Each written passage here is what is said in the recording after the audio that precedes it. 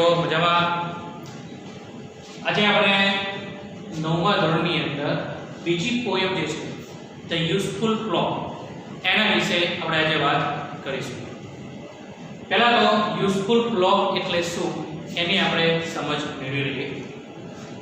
એક શબ્દ છે યુઝ. યુઝ ક્રિયાપદ થાય છે. ટુ યુઝ જ્યારે વપરાય છે ઉપયોગ કરો એવો અર્થ થાય છે. પણ પાછળ એક શબ્દ છે એફયુએલ.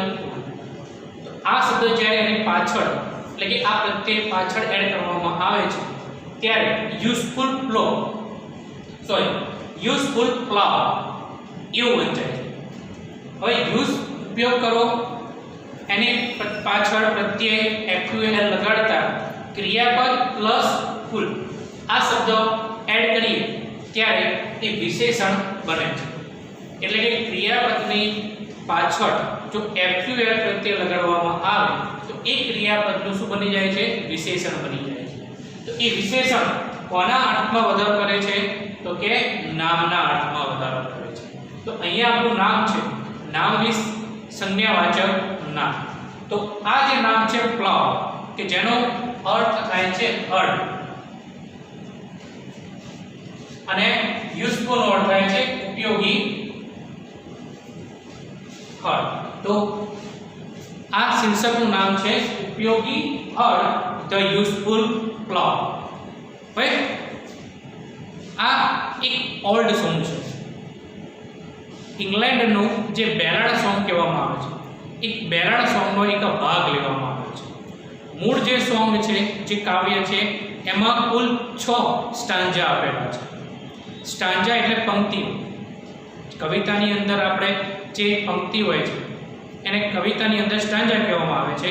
અને જ્યારે લેસનની વાત કરી યુનિટ હોય તો એને આપણે પેરેગ્રાફ કહીએ છીએ. તો અહીંયા કુલ 6 સ્ટાન્જામાંથી પહેલા બે જે સ્ટાન્જા છે એ સ્ટાન્જા આપણા ટેક્સ્ટ બુક આપણા પાઠ્યપુસ્તકમાં અહીંયા અભ્યાસક્રમમાં લેવામાં આવ્યો છે. હવે પ્રશ્ન થાય કે હળ ઉપર કવિતા કેવી રીતે હોય છે? હળમાં તો એવું તો શું છે કે જેના ઉપર કવિતા લખવામાં આવે છે.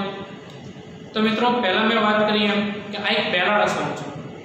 બેલાડ સોંગની અંદર કોઈ વ્યક્તિનો મહિમા સૂચવવામાં આવે છે, એના વિશે મહિમા ગાવામાં આવે. તો અહીંયા હળ એક મહેનતનું એક સાધન, મહેનતનું પ્રતીકરૂપ છે. આપણે જોઈએ છે કે જે ખેડૂત છે એ ખેડૂત દિવસ રાત મહેનત કરે છે. પોતાના હળ સાથે પોતાની જમીન હોય છે એ જમીનને ખેડે છે અને એના મહેનતના કારણે એના ફળ સ્વરૂપે આપણને આપણા ઘરની અંદર અનાજ મેળવીએ છીએ. એટલે કે આખા દેશની અંદર અનાજનું ઉત્પાદન કરનાર માત્ર ને માત્ર કોણ છે? ખેડૂત છે. તો આ કાવ્યની અંદર ખેડૂતનું જીવન કેવું છે, એની લાઈફ કેવી છે, તો એનું એક દર્શન, એનું એક ચિત્ર અહીંયા સરસ મજાનું આલેખન કર્યું. તો હળની વાત કરીએ કે અત્યારે ટેકનોલોજીનો ડેવલપમેન્ટ ખૂબ જ વધી ગયું છે, ખૂબ જ આ ક્ષેત્રમાં આગળ પડતું થયું છે. અત્યારે હળ નહીં પણ ટ્રેક્ટર વધુ ઉપયોગમાં લેવાય છે. પણ પહેલાંના સમયમાં જ્યારે ટેકનોલોજી એટલી બધી વિકાસ નથી પામેલી, ખેડૂત પોતાના હળથી ખેતી કરતો હતો અને એના કારણે ઘણી બધી મહેનત પણ એને થતી હતી. નો ડાઉટ ટેકનોલોજીનો ડેવલપમેન્ટના કારણે એ મહેનત ઘટી ગઈ છે પણ મહેનત તો રહેલી છે. પણ અહીંયા આપણે હળ શા માટે લઈએ?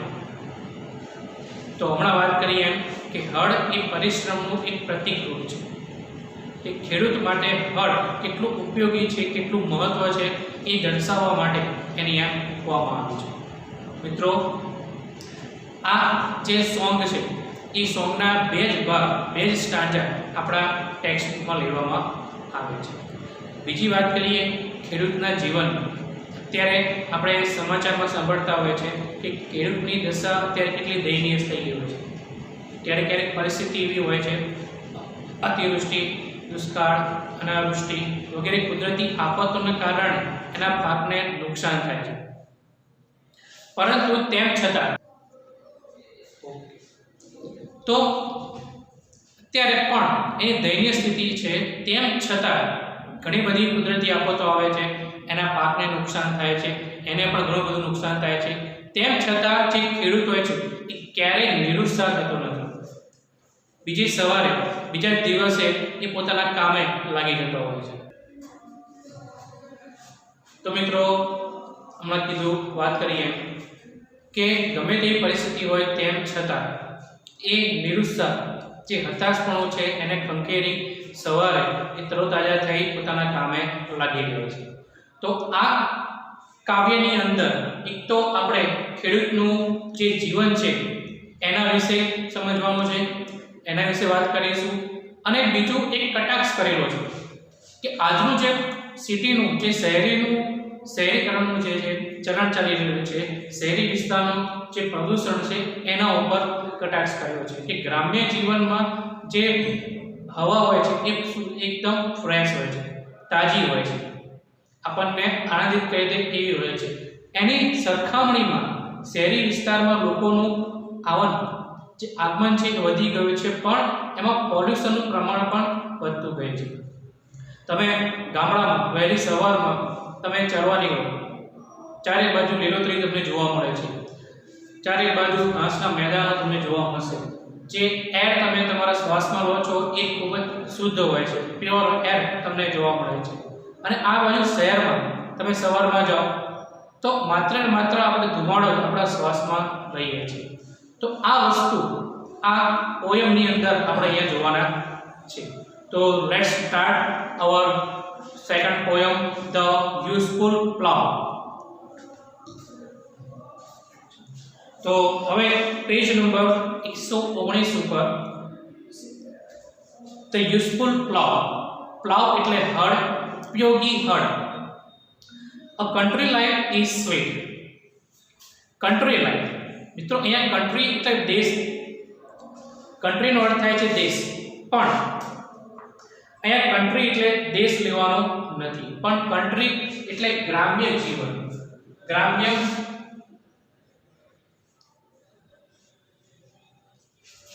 જીવન એટલે કે દેશનું જીવન નહીં, પણ ગ્રામ્ય જીવન કેવું કીધું છે? ઇઝ સ્વીટ, ખૂબ મધુર છે. તો મિત્રો, અહીંયા આપણે જે અમુક પ્રશ્નો આમાંથી પૂછાય છે એની પણ જોડે ચર્ચા કરતા રહીશું. તો કન્ટ્રી લાઈફ ઇઝ સ્વીટ, તો ગ્રામ્ય જીવન કેવું છે? મધુર છે, સરસ છે. શું મધુર છે? In moderate cold and heat. Moderate મધ્યમ સ્તર,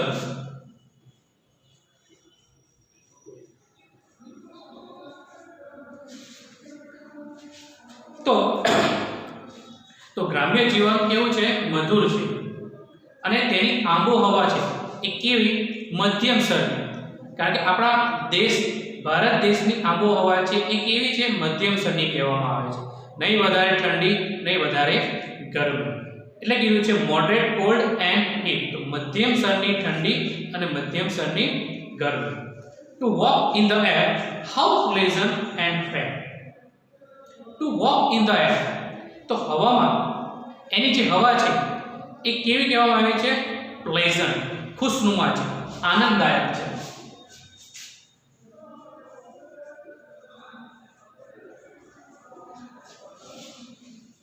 ફેર એટલે કે સ્વચ્છ, યોગ્ય.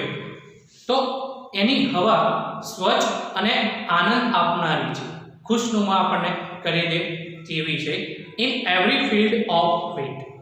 Every field of wheat, field એટલે અહીંયા મેદાન, ખેતરો. અને વીટ એટલે કે ઘઉં. તો ઘઉંના જે ખેતરો છે એ ખેતરોની અંદર જ્યારે આપણે ચાલતા હોઈએ છીએ ત્યારે તો એની જે હવા આપણા શ્વાસમાં આપણે લઈએ એ કેવી છે? ખૂબ જ ખુશનુમા છે, આનંદદાયક છે, અને બીજું કે સ્વચ્છ છે.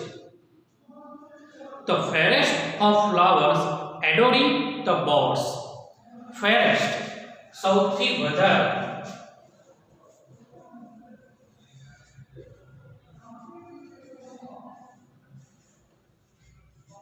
સૌથી વધુ સુંદર, તો શ્રેષ્ઠ ફૂલો.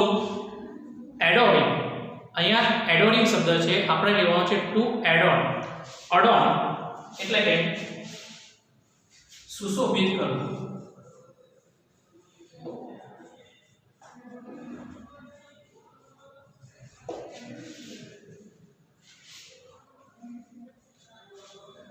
Adorning the bowers.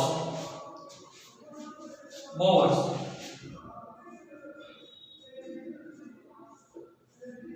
લતા કુંજ. ત્યાર પછી શબ્દ છે મેડો.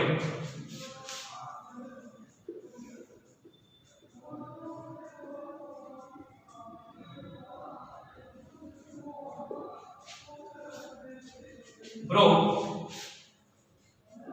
ધાર. કિનારા. The fairest of flowers, adorning the bowers and every meadows grows. તો સુંદર ફૂલો, લતાકુંજો અને દરેક મેડોઝ ગ્રો, તો દરેક જે ઘાસના મેદાનો છે એની ધારને એ સુશોભિત કરે છે. તો શ્રેષ્ઠ ફૂલો, સૌથી સુંદર ફૂલો છે એ ફૂલોને, પછી લતાકુંજો, ગામડામાં આપણે જોઈએ તો વેલીઓ તમને જોવા મળે છે, એ લતાકુંજો, અને ઘાસના મેદાનોની જે ધારો છે એને એ સુશોભિત કરે છે. સો ડેટ આઈ સે, તેથી હું કહું છું, નો courtier may compare with them who clothe in grey and follow the useful flow. No courtier એટલે કે રાજ દરબાર.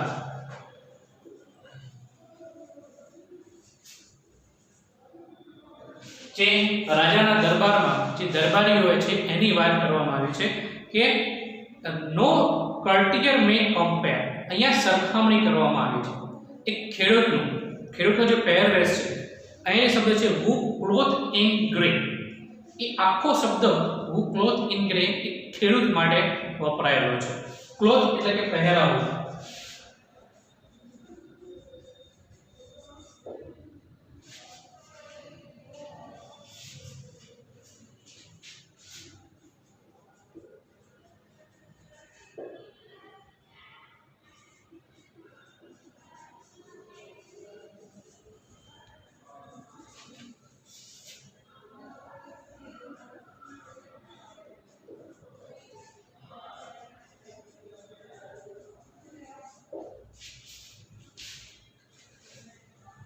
who clothe in grey. Grey એટલે આપણે કલરના મીનિંગમાં જે ગ્રે કલર હોય છે એ, પણ અહીંયા જૂના જે ફાટી ગયેલા કપડાં હોય, જૂના પુરાણા કપડાં છે એના માટે છે. તો જૂના પુરાણા કપડાં પહેરેલા ખેડૂતની સાથે એની સરખામણી જે રાજ દરબારી હોય છે કે જેની પ્રતિષ્ઠા ઘણી બધી હોય છે, એનો પહેરવેશ, એનો મોભો ખૂબ જ હોય છે, તેમ છતાં એની સરખામણી એ રાજ દરબારીઓ સાથે થઈ શકતી નથી, એવું અહીં કહેવાનું મન થાય છે. And follow the useful flow, એટલે કે જૂના પુરાણા કપડાં પહેરેલા હોય, વહેલી સવારે ઉઠીને પરોઢીએ તે પોતાના હળને ચલાવવા નીકળી જાય છે. તો એવો હળ સાથેનો જે ખેડૂત છે એની સરખામણી પેલા દરબારીઓ સાથે પણ કરી શકાતી નથી. તો પહેલા સ્ટાન્જામાં અહીંયા કન્ટ્રી લાઈફની વાત કરી કે ગ્રામ્ય જીવન છે એ કેવું છે, ખૂબ જ મધુર છે, અને એની જે આબોહવા છે એ આબોહવા કેવી છે, મધ્યમ સ્તરની છે. મધ્યમ સ્તર એટલે કે નહીં વધારે ઠંડી, નહીં વધારે ગરમી.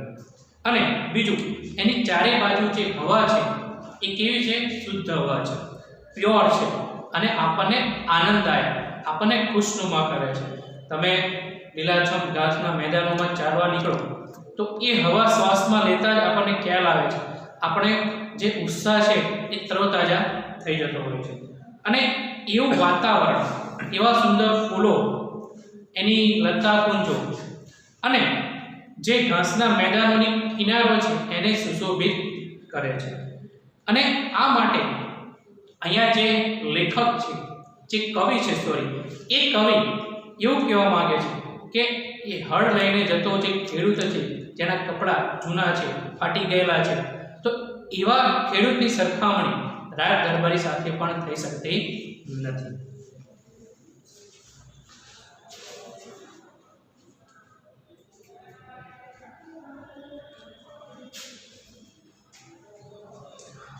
હવે મિત્રો આગળ બીજો સ્ટાન્જા સમજીએ તે પહેલા સ્ટાન્જાની અંદર જે આપણે પ્રશ્નો આવે છે એની વાત કરી લઈએ.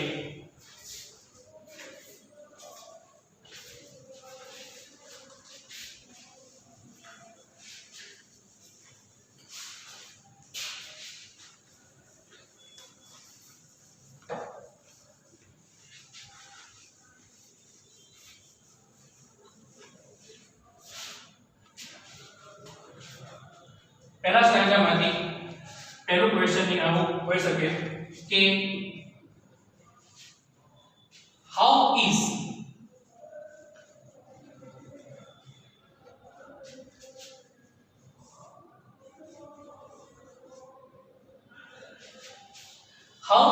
country life? How is a country life? કે country life કેવી છે? તો એનો જવાબ તમને પહેલી લાઈનમાં મળી જશે કે a country life is sweet. તો country life કેવી છે? મધુર છે. પછી બીજો પ્રશ્ન આવો હોઈ શકે how is the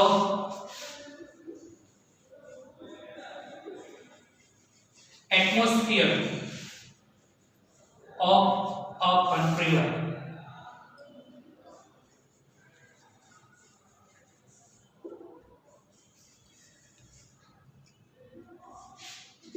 તો country life ની આબોહવા વાતાવરણ એનું એટમોસ્ફિયર છે એ કેવું છે?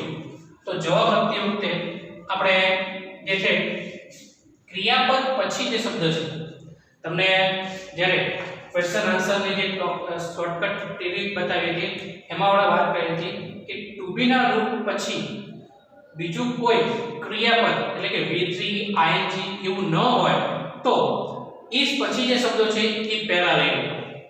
એટલે કે પહેલા શબ્દ આપણે આ લઈશું તો atmosphere of a country life is neither too hot nor too heat. અથવા the atmosphere of a country life is moderate, cold and heat. તો આ એનો જવાબ થશે.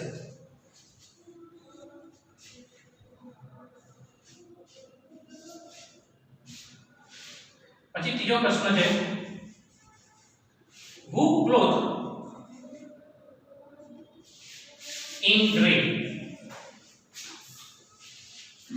who clothed in gray એટલે કે ગ્રે કલરના કપડામાં કોણ છે? તો who ની જગ્યાએ જે જવાબ આવે એ જવાબ આપણે અહીંયા મૂકવાનો છે અને એનો જવાબ શું છે? the farmer clothed in a gray. the farmer clothed in a gray. તો આવા પ્રશ્નો આપણે આ સ્ટાન્જામાંથી પૂછી શકે. બીજો પ્રશ્ન છે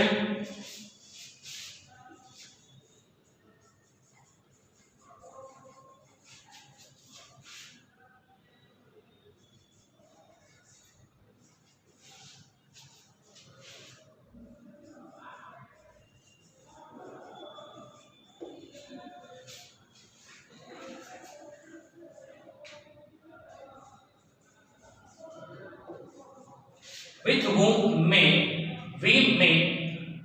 whom may we compare to courtier?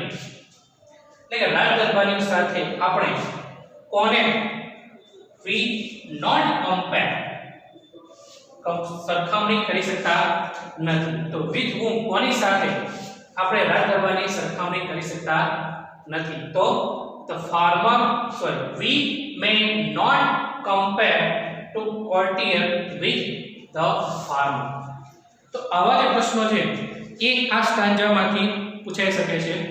એ સિવાયના જે પ્રશ્નો છે એ હું તમને PDF સ્વરૂપમાં પણ મોકલીશ. હવે આપણે સેકન્ડ પેરેગ્રાફ પર જઈએ.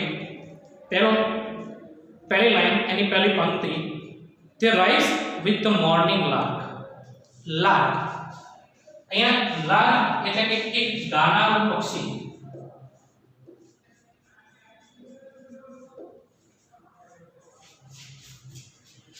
ગાનારું પક્ષી સવારના પરોઢિયા સમયે પક્ષીઓ કલરવ કરતા હોય છે. તો એ કલરવની વાત કરવામાં આવી છે કે વહેલી સવારે પક્ષીઓનો જે અવાજ છે જે ગાન હોય છે એ ગાન સાથે જ ખેડૂત શું કરે છે? ઉઠી ગયો હોય છે. they rise એટલે કે ઉઠો, and labor till almost dark. Labour એટલે મજૂરી, પણ અહીંયા આપણે મહેનત લઈશું. તો they labor તે મહેનત કરે છે till almost dark એટલે કે લગભગ dark અંધારું ન થઈ જાય ત્યાં સુધી, અંધારા સુધી એટલે કે સાંજ સુધી, એટલે કે from morning to evening. તો વહેલી સવારે પક્ષીના અવાજ સાથે તે બરોડી ઉઠી જાય છે અને સાંજ સુધી તે પોતાનું કાર્ય કર્યા કરે છે.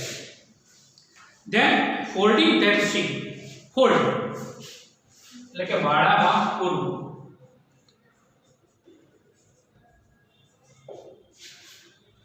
અને their sheep એટલે કે ઘેંટું, તેના જે ઘેંટાઓ છે એ ઘેંટાઓને તે શું કરે છે? પોતાના વાડામાં પૂરે છે. એટલે કે સાંજ પડી જાય છે તો તે ઘરે આવે છે ત્યારે તે વાડામાં એ ઘેંટાઓને પૂરે છે. તે hasten to sleep, hasten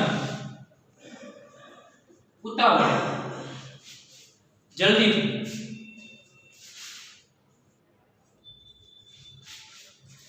અને આખા દિવસનો મહેનત કરીને થાક્યો પાક્યો આવી વાડું કરી તે ઉતાવળે સૂઈ જાય છે, એટલે કે જલ્દીથી સૂઈ જાય છે. એના વાડાની અંદર એના ઘેટાઓને પૂરે અને જલ્દીથી સૂઈ જાય છે, કારણ કે ફરી પાછું વહેલી સવારે એને જાગવાનું હોય છે અને ફરી એનું જે હળ છે એ હળ સાથે એના ખેતરે એ ચાલ્યો જાય છે. Next morning is ringing with birds that are singing. બીજે દિવસે સવારે રિંગ એટલે કે રણક, with birds that are singing ફરી પાછો પક્ષીઓનો જે કલરવ હોય છે એ કલરવ થવા લાગે છે અને એ કલરવના અવાજથી, એના ગાનથી એ જાગી જાય છે.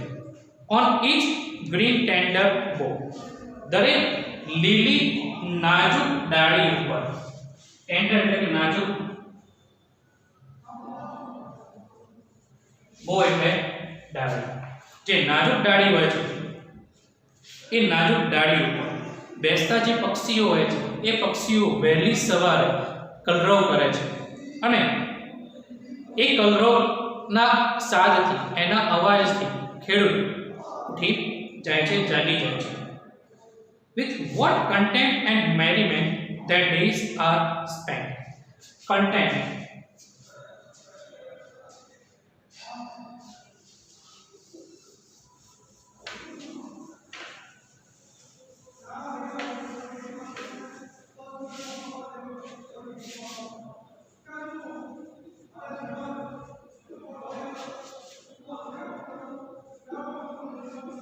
content એટલે કે સંતોષ. બીજો શબ્દ છે મેરીમેન્ટ.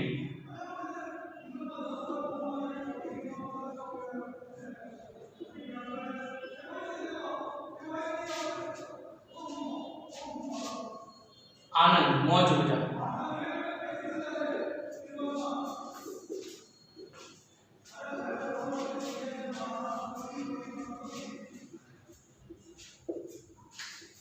સ્પેન્ડ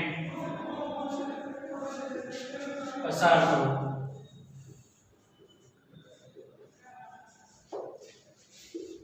અને પેન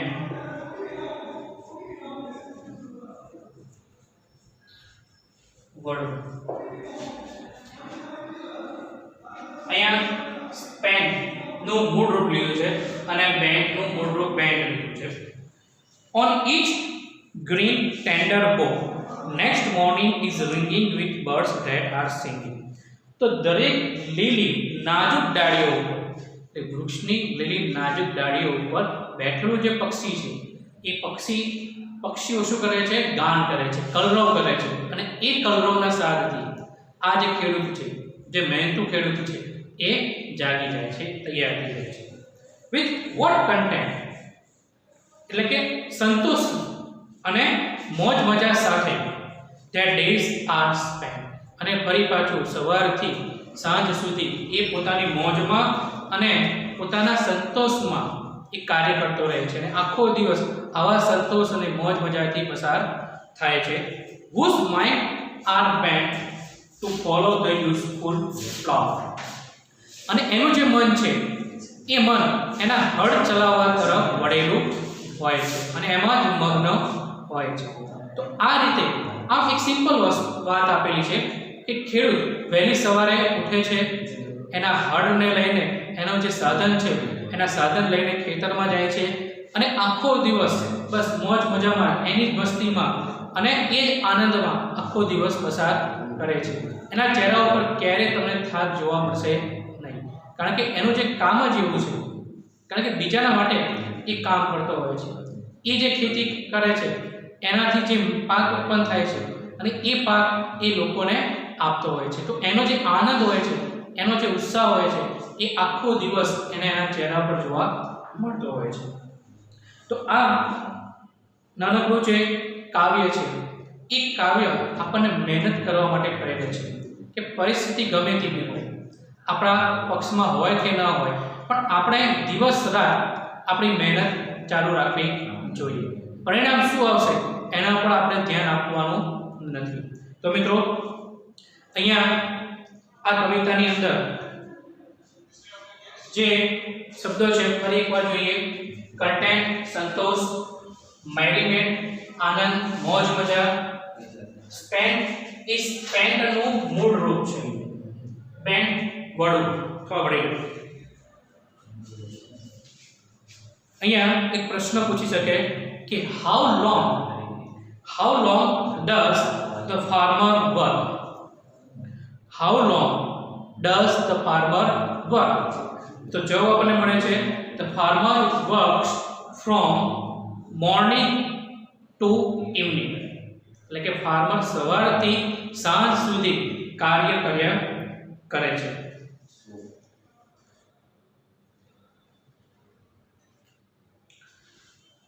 તો મિત્રો, અહીંયા આ કવિતા આપણે પૂર્ણ કરીએ છીએ.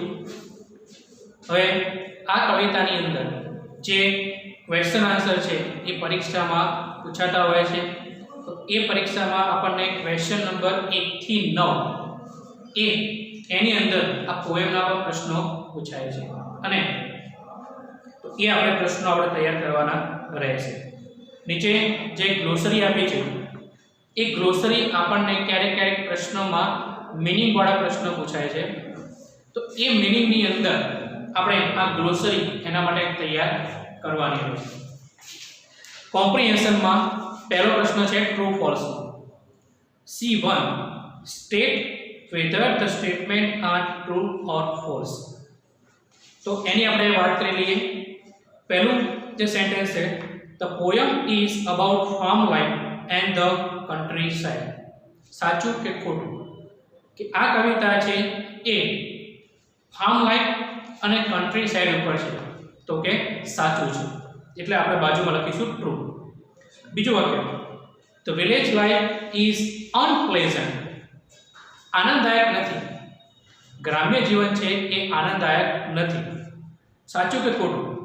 તમને શું લાગે? ગ્રામ્ય જીવન આનંદદાયક છે? આ કવિતાના આધારે આપણે જો વિચારીએ તો જવાબ સાચો આવશે. સોરી, જવાબ આપણો કેવો આવશે? ખોટો આવશે. કારણ કે ગ્રામ્ય જીવન કેવું છે? પહેલી લાઈનમાં કીધું છે મધુર છે. તો પહેલું વાક્ય સાચું, બીજું ખોટું. The farmers in countryside are unhappy with the hardship in farming. તો ખેડૂત, ગ્રામ્ય જીવનનો જે ખેડૂત છે એ દુઃખી છે, કારણ કે ખેતરમાં જે કામ કરવું પડે છે એના કારણે દુઃખી છે. તો સાચું કે ખોટું?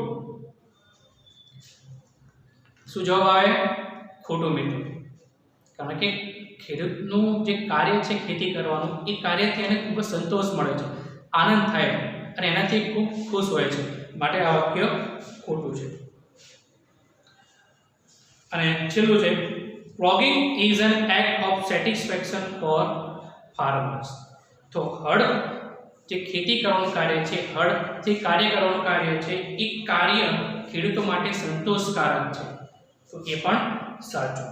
તો પહેલું વાક્ય સાચું, બીજું ખોટું, ત્રીજું ખોટું અને ચોથું સાચું. તો આ પણ ઓકે.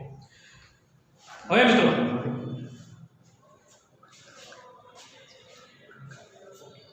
તો અહીંયા આપણે આ જે પોએમ છે એ આપણે સ્વધ્યાય છેલ્લે ટ્રુ ફોલ્સ લખી એને આપણે તૈયાર કરીશું. અસ્તુ.